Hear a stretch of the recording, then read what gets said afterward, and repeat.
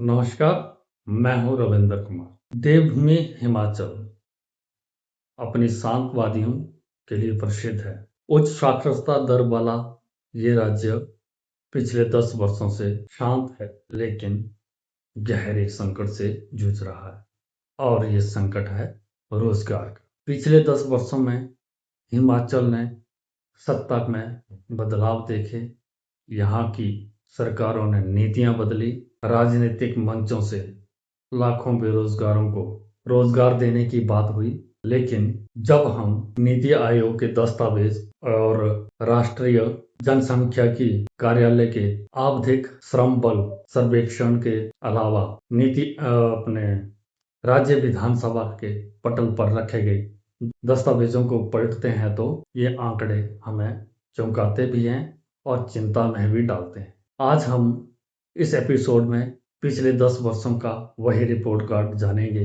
कि आखिर इन 10 सालों में हिमाचल में बेरोजगारी का ग्राफ ऊपर गया है या नीचे गया है। आइए हम बात करते हैं हिमाचल प्रदेश के बेरोजगारी के आंकड़ों के, जो आधिकारिक आंकड़े हैं उनके। साल 2015-16 में उस सर्वेक्षण की रिपोर्ट है जिसमें एम्प्लॉयड और हिमाचल प्रदेश में वर्ष 2015-16 में बेरोजगारी दर 3.3% के आसपास थी, दर्ज की गई थी। उस समय हिमाचल की स्थिति पहाड़ी राज्यों में काफी स्थिर मानी जाती थी। साल 2017 में जब एनएसओ ने पीरियोडिक लेबर को लेकर सर्वे जारी किया तो ये आंकड़ा सीधे 5 के ऊपर पहुंच गया। ये राज्य की आर्थिक ढांचे के लिए पहला बड़ा धक्का या बड़ा अलर्ट माना जा सकता है, क्योंकि एकदम से बेरोजगारी दर में लगभग 2.5 पॉइंट का उछाल आया। इसके बाद के वर्षों में सुधार के कुछ संकेत मिले। वर्ष 2019-20 में यानी प्री कोविड वर्ष, उनमें जो है वो बेरोजगारी दर 5.5 से घटकर 3 पर आ गई। लेकिन महामारी के और उसके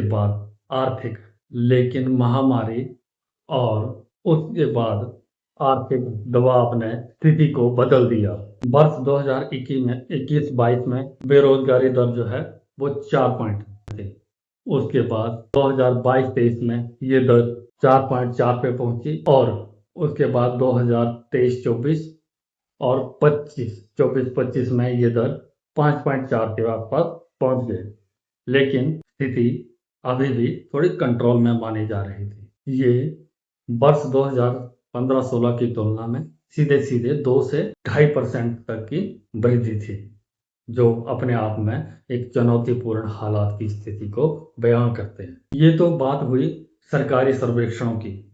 अब देखते हैं कि हिमाचल के विधानसभा में समय समय पर रखे गए दस्तावेजों और लिखित उत्तरों में सरकार ने क्या क्या आंकड़े पेश किए। विधानसभा के प्रश्नोत्तर पटल पर श्रम एवं रोजगार विभाग से प्रस्तुत किए गए दावों के अनुसार हिमाचल प्रदेश में 2015-16 में लगभग 8 लाख से लेकर 8.5 लाख बेरोजगार पंजीकृत थे। 10 साल बाद यानी हालिया रिपोर्ट के अनुसार विधानसभा सत्रों में पेश आंकड़ों के अनुसार ये पंजीकृत संख्या 6.25 लाख से 8.5 लाख के दायरे तक पहुंच चुकी है। हालांकि राजनीतिक बहसों और विपक्ष के दावों के अनुसार यह आंकड़ा 14 लाख तक है। 10 से 14 लाख युवा जो है वो हिमाचल के बेरोजगार हैं। कई ऐसे युवा भी हैं कि जो अपना एक बार रोजगार कार्यालय में पंजीकरण करवाने के बाद उसका रिन्यूअल नहीं करवाते हैं,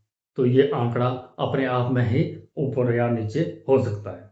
नीति आयोग की रिपोर्ट और हिमाचल प्रदेश के बजट के विश्लेषण रोजगार में बड़े बदलाव की ओर इशारा करते हैं। पिछले 10 सालों में सरकारी रोजगार का चरित्र लगभग पूरी तरह से बदल गया।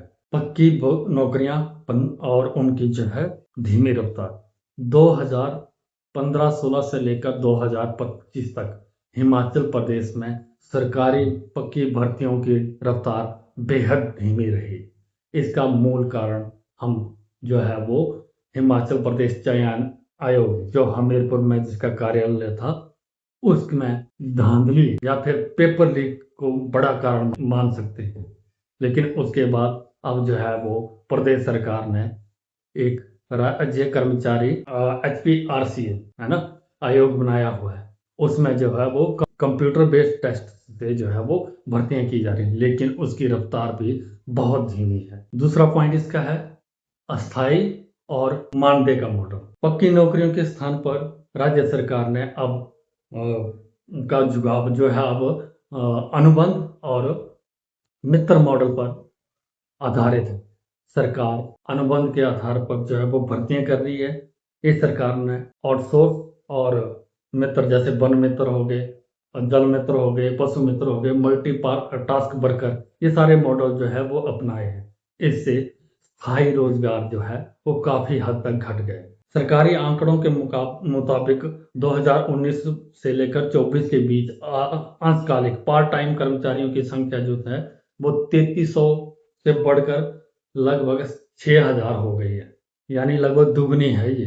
तो प्रदेश में 10 साल के इन आंकड़ों का लबोलवाब क्या है, आप खुद तय करिए। नीति आयोग की state economics landscape report Himachal की बेरोजगारी के पीछे 3 मुख्य कारण चिन्हित करती है।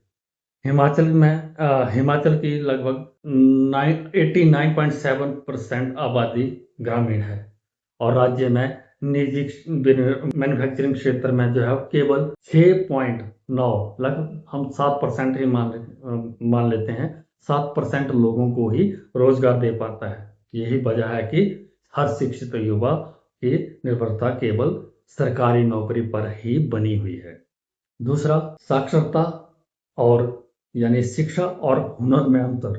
हिमाचल प्रदेश की साक्षरता दर लगभग 82 से ज्यादा है, लेकिन उच्च शिक्षित युवाओं के पास तकनीकी और आधुनिक बाजार की मांग के अनुसार कौशल नहीं है। मतलब उनके पास स्किल की कमी है जो बाजार की मांग के अनुसार नहीं है। और तीसरी, नीतिगत सुधारों की जरूरत है।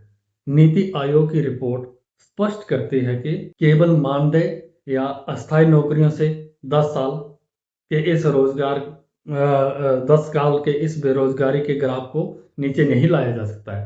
राज्य को पर्यटन, एग्रो प्रोसेसिंग और ग्रीन एनर्जी जैसे सेक्टर में निजी निवेश आकर्षित करना होगा, जिससे रोजगार के अवसर बढ़ेंगे। अगर सरकारी क्षेत्र में भी ये सब हो पाता है तो उसको ज्यादा से ज्यादा बढ़ावा देना चाहिए। हम पूरे सिस्टम का या फिर पूरी व्यवस्था का विश्लेषण करें तो साफ पता चलता है कि ये 10 सालों का आंकड़ों का सरफर जो है हमें सिर्फ नौकरियों की समस्याएं ही नहीं बताता है, बल्कि ये भी चेत करता है कि आपको सही नियोजन और पारदर्शी व्यवस्था की जरूरत है।